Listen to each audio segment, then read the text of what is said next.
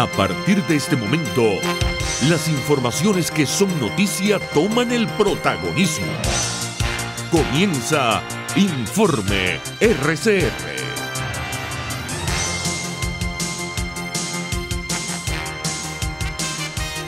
Amigos, sean bienvenidos a este compacto informativo que le presenta Informe RCR este viernes 25 de enero. Estaremos trabajando para ustedes en la Dirección General de la Estación, Jaime Nestares. En la gerencia de producción, Wilizar Calla. En los controles estará César Arteaga. Recuerden seguirnos en nuestras redes sociales por @RCR750 y vernos a través de rcr.tv, la radio que se ve. Iniciamos nuestro recorrido informativo destacando que la directiva de la Asamblea Nacional ofrecerá un encuentro este viernes con los diputados y la prensa. El evento está programado para las 11 de esta mañana y tendrá lugar en la Plaza Bolívar de Chacao, aquí en Caracas. Este encuentro contará con la presencia de Juan Guaidó, presidente de la Asamblea Nacional y también presidente encargado de Venezuela desde el pasado 23 de enero, día en que realizó su juramentación frente a una concentración multitudinaria en la capital del país. El evento se realizará en el marco de la llamada Asamblea Nacional Ruptura por la Libertad, como parte de las acciones tomadas por el Parlamento respecto a los nuevos movimientos políticos en el país. Y esta situación que se está viviendo en el país, la violencia, la represión por parte de las autoridades, está generando reacciones internacionales. Tal es el caso de la alta comisionada de las Naciones Unidas para los Derechos Humanos, Michelle Bachelet, quien condenó hoy la violencia y represión contra los manifestantes en Venezuela. También pidió investigar estos hechos y un inmediato diálogo para relajar la tensa atmósfera en el país. Estoy extremadamente preocupada por lo que está pasando en Venezuela se puede escapar rápidamente de control con consecuencias catastróficas, destacó en un comunicado la expresidenta chilena, repito, Michelle Bachelet. Y siguen las reacciones internacionales, tras el que destacamos que 16 de los 34 Estados miembros que integran la Organización de Estados Americanos, OEA, manifestaron ayer jueves durante la sesión extraordinaria del Consejo Permanente pleno respaldo a Juan Guaidó como presidente encargado de Venezuela. En este sentido, el internacionalista Félix Geraldo Arellano destacó la importancia que ha tenido este organismo hemisférico para lograr la presión internacional sobre el gobierno de Nicolás Maduro. La reunión de la OEA es un conjunto.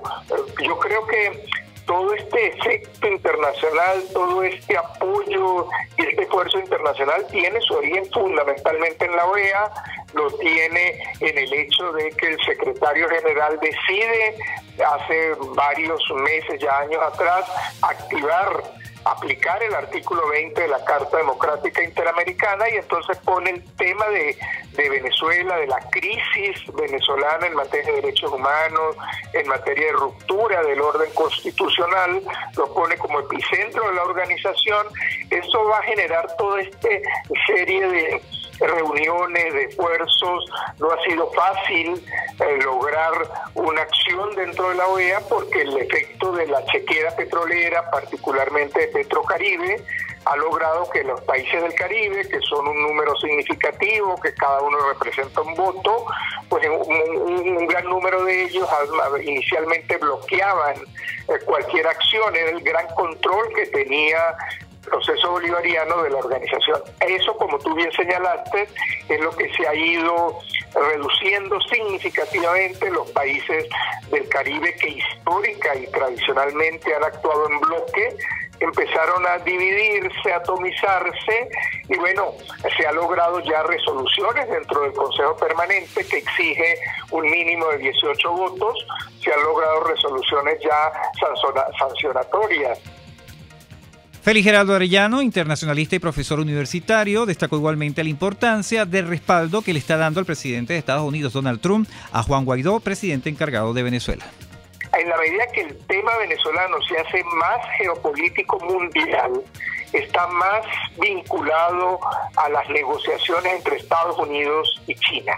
Lo que preveemos es que, dado que el gobierno de Donald Trump no reconoce al equipo de Nicolás Maduro, sino que reconoce el gobierno interino del señor Guaidó, en consecuencia, el pago de la factura petrolera, pues no va a llegar. Y si no llega el dinero efectivo y fresco, que el único que llega es el de los Estados Unidos, pues no sé cómo se va a hacer para importaciones, para poder mantener la caja CLAP.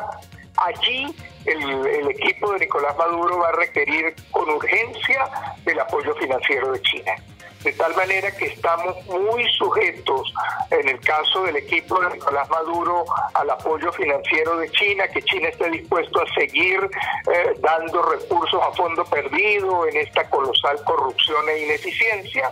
Y por otro lado también estamos cada vez más dependiendo de la presión económica que va a ir ejerciendo Estados Unidos de manera cada vez más creciente, más progresiva.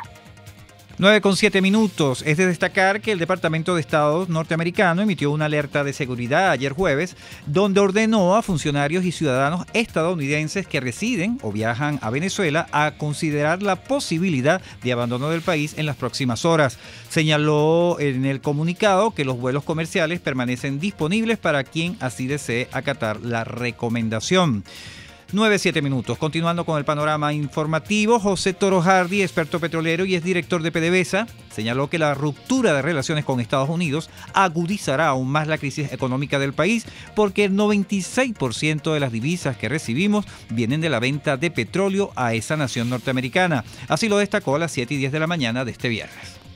El 96% de todas las divisas que recibe Venezuela provienen del petróleo, pero la tajada del león, la inmensa mayoría de esos, cerca de 13.000 millones de dólares, provienen precisamente de las exportaciones petroleras hacia los Estados Unidos. Son cerca de 500.000 barriles diarios, a veces un poco más, a veces un poco menos, que Venezuela exporta a los Estados Unidos. De ahí vienen prácticamente todos los dólares que recibimos, porque el petróleo que exportamos a China, de ese no nos pagan nada, ese es para pagar deuda. El petróleo que exportamos a Rusia, de ahí no recibimos nada, ese es para pagar deuda. El que exportamos a Cuba, ese menos nos pagan nada. De manera que la dependencia con respecto a las exportaciones a los Estados Unidos es vital. Aquí pueden ocurrir dos cosas. Por un lado, el gobierno de Venezuela dice que rompe relaciones, o el presidente Maduro dice que rompe relaciones con los Estados Unidos, incluso consulares. Yo quisiera saber cómo puede un país manejar su negocio petrolero con los Estados Unidos si rompió relaciones con él. ¿Qué puede hacer? ¿Podrá pensar el presidente Chávez que ese petróleo lo va a enviar a otra parte?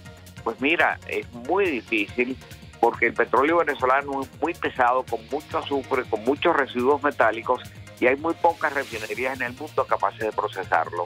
Las que lo pueden procesar son fundamentalmente 3 grupos de refinerías en los Estados Unidos. Las de la propia CITGO, que están diseñadas como un traje a la medida para nuestro petróleo. Las de Valero Industries, que también tienen refinerías diseñadas para procesar crudos pesados. Y las de Chevron, que también tienen refinerías que pueden procesar nuestro crudo. Si se interrumpen esas exportaciones, yo no sé a quién piensa el gobierno, el presidente Chávez, que va a venderle ese petróleo. El presidente Maduro, ¿a quién va a venderle ese petróleo? José Toro Hardy destacó igualmente que toda esta incertidumbre que se está viviendo en el país abre un compás de espera de los acreedores de la nación. En la medida en que todos esos acreedores lleguen a la convicción de que Venezuela se va a producir un cambio y que van a poder negociar con un gobierno legítimo y más, digamos, más moderno en cuanto al planteamiento de los temas, eso abre una especie de compás de espera a ver qué va a ocurrir en Venezuela. Por supuesto, la caída del ingreso petrolero ha sido vertiginosa porque está cayendo vertiginosamente la producción petrolera. El petróleo representa el 96% de todos los ingresos de divisas que tiene Venezuela, y en las actuales circunstancias está cayendo el ingreso fuertemente porque sus dos componentes, que son el precio y la producción, han caído.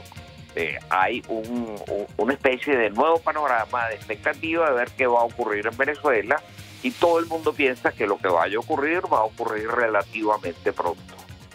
9:10. Por su parte, el también economista Ronald Balsa aseguró que este gobierno se ha caracterizado por el mal uso de los recursos que recibe de la exportación de petróleo. Aquellos que han venido por la venta del petróleo, sino los que le permitieron sobre la venta del petróleo endeudarse. endeudarse además para fines que nunca conocimos, porque no tenemos los resultados de la inversión que se esperaba con eso. Mucho de lo que a veces se dice que se hubiera podido recibir para mejorar las condiciones de vida de los venezolanos, se recibió ya y se perdió.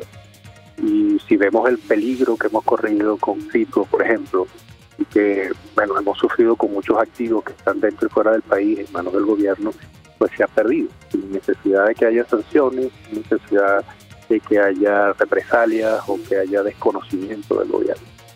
Yo pienso sí que en estos momentos, cuando todavía quedan recursos para el país, que se pueden utilizar de otra manera, de una manera transparente, pues la única manera de pensar que se hubieran podido perder era que estuvieran en un presupuesto, que se supiera qué destino van a tener, que ese destino fuera verificable, y no lo tenemos.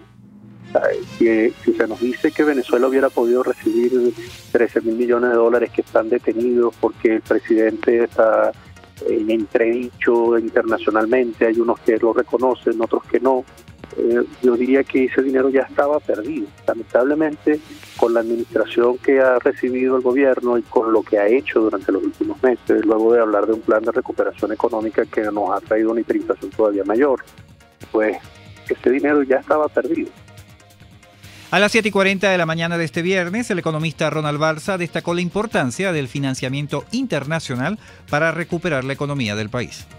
Y la transparencia en el uso de esos recursos también, y es muy buena noticia pensar que el Fondo Monetario Internacional y el Banco Interamericano están dispuestos a hacer préstamos a nuestro país, porque con seguridad eso que muchos han temido, que son las condicionalidades del fondo, nos van a permitir ver la transparencia en el uso de los recursos.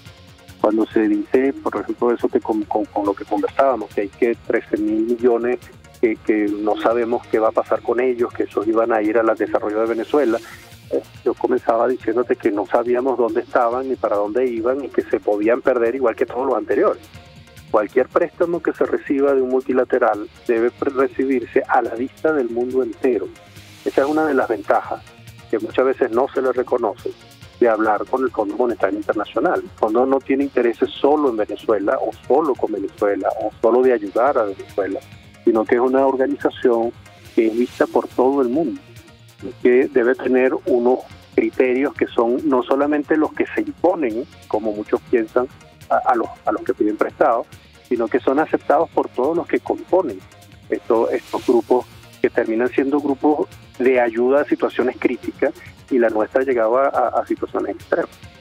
9:14. Entre tanto, Víctor Salmerón, periodista especializado en economía, colaborador de prodavinci.com y del semanario Quinto Día, también resaltó lo negativo que será para el país la paralización de la exportación de petróleo hacia Estados Unidos.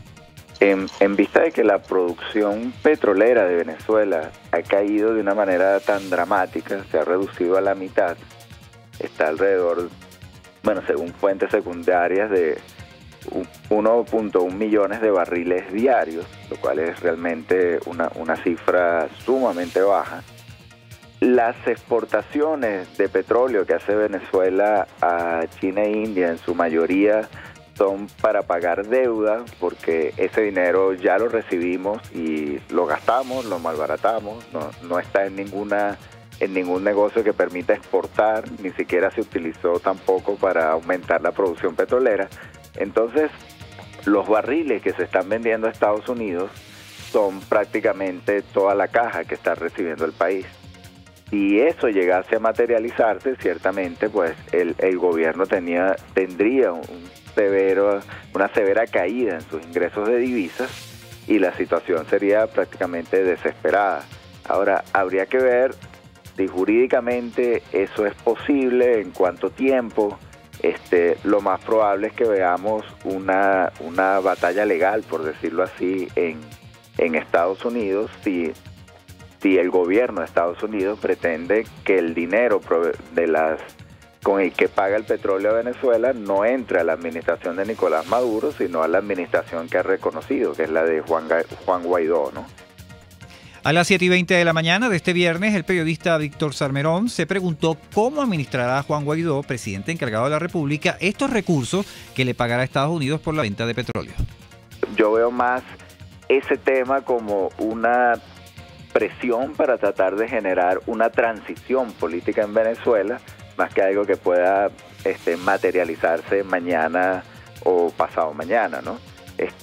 También creo que hay que tomar en cuenta que eso, el gobierno de Maduro pues seguramente estará implementando acciones para entonces disminuir las ventas de petróleo a Estados Unidos y tratar de redireccionarlas a otros países. Claro, eso va a tomar tiempo, pero creo que también tomaría tiempo la idea de Estados Unidos, en dado caso, de cortar ese flujo de ingresos.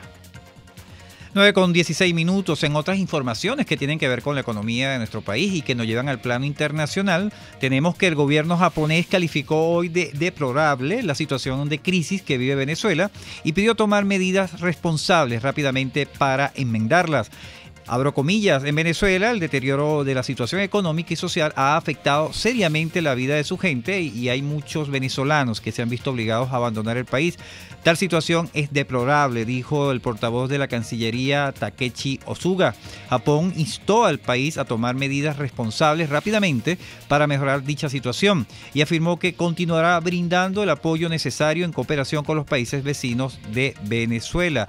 Y una información extraoficial que manejamos aquí en la mesa de trabajo de Informe RCR que tiene que ver con el mundo deportivo, destacamos que extraoficialmente la Serie del Caribe de béisbol no se jugará definitivamente en Venezuela y se maneja como posible sede de la edición de este año a la ciudad mexicana de Guadalajara, anunciaron periodistas especializados en la materia.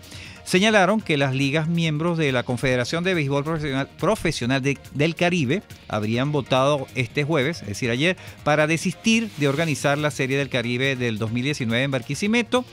Dejaron abierto un plazo de 24 horas para encontrar una sede alterna de emergencia o cancelar el evento por este año. Bien amigos, con esta nota vamos a ir a publicidad y ya regresamos con el panorama internacional.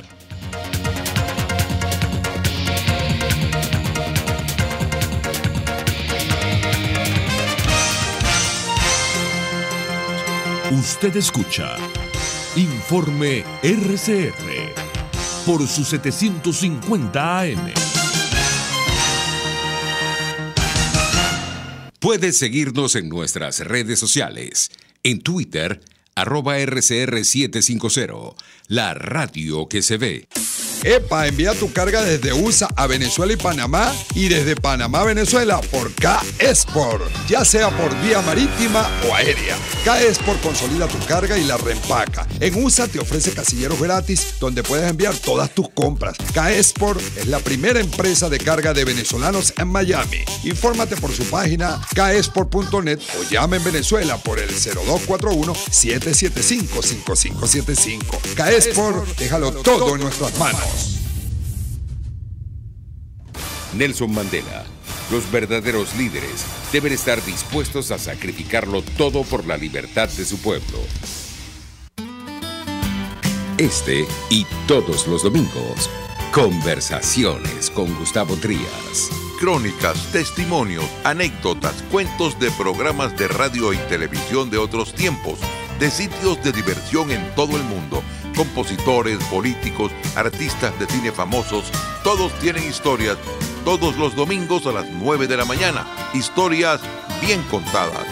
Sintonícenos a través de rcr.tv, @RCR750, la radio que se ve. Dosis Alternativa es una ventana abierta donde usted hallará respuestas a diversos temas de salud que nos preocupan. ¿Cuál es el problema con la próstata? Después de los 40 años, aproximadamente un 40% de la población masculina empieza a tener problemas. Entre esos problemas grandes tenemos el famoso cáncer de próstata, que es el primer cáncer en el hombre. Y después de eso tenemos enfermedades muy comunes que son la prostatitis, que antes de los 40 años y después de los 40 años dependiendo de la patología, y también tenemos infecciones asociadas y el crecimiento de la próstata. Dosis Alternativa les hace llegar de una manera sencilla y amena la orientación de profesionales que necesita para comprender y manejar correctamente situaciones de nuestro día a día. Cuando yo salgo a buscar una persona con quien quiera comprometerme, casi siempre lo voy a buscar desde mis experiencias y desde mi historia de mis padres. ¿Por qué? Porque la primera historia de amor que yo conozco en la vida es la historia de amor de mis padres. Y desde esa situación con mis padres, yo voy a aprender a amar. Dosis Alternativa con Marilia García y Jackson Vargas, de lunes a viernes a las 9:30 de la mañana, solo por RCR y rcr.tv, la radio que se ve. Les estamos presentando Informe RCR, el compacto informativo de esta hora, solo por RCR 750 AM.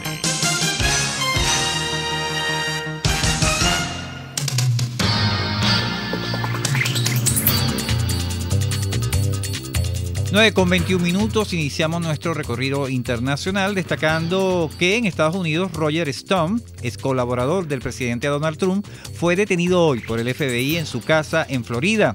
Stone ha sido acusado formalmente de varios cargos presentados contra él por el fiscal especial Robert Mueller, encargado de investigar la trama rusa sobre las injerencias de Moscú en la campaña electoral de 2016 que llevó a Trump a la Casa Blanca. El detenido está acusado de un presunto delito de obstrucción de un procedimiento oficial, otros 5 delitos de declaraciones falsas y por un cargo de manipulación de testigos. Ahora nos vamos a Francia, donde el proyecto de los chalecos amarillos de presentar una lista para las elecciones europeas, una iniciativa que según las encuestas podría tener un gran éxito electoral, da vuelta al tablero político francés a 4 meses de los comicios. Nuestros colegas de Radio Francia Internacional nos comentan en el siguiente reporte que el presidente de este país, Emmanuel Macron, se reunió con representantes de este movimiento cívico para escuchar sus reclamos. Perdón por haberme presentado a última hora, dijo Macron a las 200 personas presentes en el debate de Bourg-de-Péage, una pequeña ciudad de 10.500 habitantes situada en el sureste de Francia. Y es que su asistencia no estaba prevista oficialmente en la agenda del Palacio del Elíseo. Macron le tomó la palabra al líder del Partido Conservador, los Republicanos, Laurent Wauquiez, que horas antes le lanzaba esto. Tiene que ir sobre el terreno y hablar con los franceses sin filtro. Pues cosa hecha, de pie y con el micro en la mano, el presidente respondió durante 3 horas y cuarto a las preguntas de los ciudadanos, muchos con el chaleco amarillo, sin eludir temas espinosos como el impuesto sobre la fortuna, la escuela o el glifosato, y otros más inesperados como la ciberseguridad o las carreras de hípica. Aguantó las críticas y encajó los golpes, como ante este señor. On en a marre de la politique fiscalo-bancaire. Estamos hartos de la política fiscal y banquera. Disuelvan la Asamblea Nacional y deje que el pueblo vuelva a votar. A lo que Macron respondió.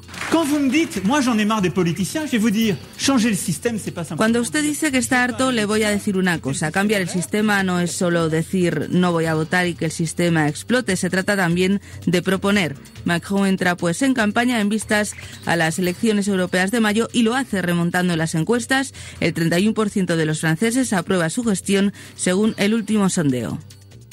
9:24 minutos. En Panamá, el Papa Francisco confesará este viernes en una prisión a varios menores presos durante la jornada más emotiva de la visita que realiza en esa nación centroamericana tras haber abordado los grandes males que aquejan a América Latina. Escuchemos las palabras del Sumo Pontífice en la ceremonia de apertura de la Jornada Mundial de la Juventud. Por constricción o falta de alternativas, los jóvenes se encuentran sumergidos en situaciones altamente conflictivas y de no rápida solución. Violencia doméstica, feminicidios, qué plaga que vive nuestro continente en esto. Bandas armadas, criminales, tráfico de drogas, explotación sexual de menores y de no tan menores, etcétera. Bien amigos, 9:25 minutos, llegamos al final de este compacto informativo de Informe RCR. Como siempre les recordamos estar pendiente a lo largo de toda nuestra programación de los avances informativos, con la información de última hora, tanto a nivel nacional como internacional. Por el momento lo dejamos con Dosis Alternativa.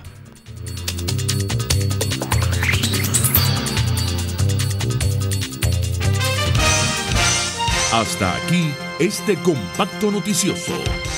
Manténgase en nuestra sintonía, porque estaremos informándole de la noticia al momento de producirse. RCR 750 AM.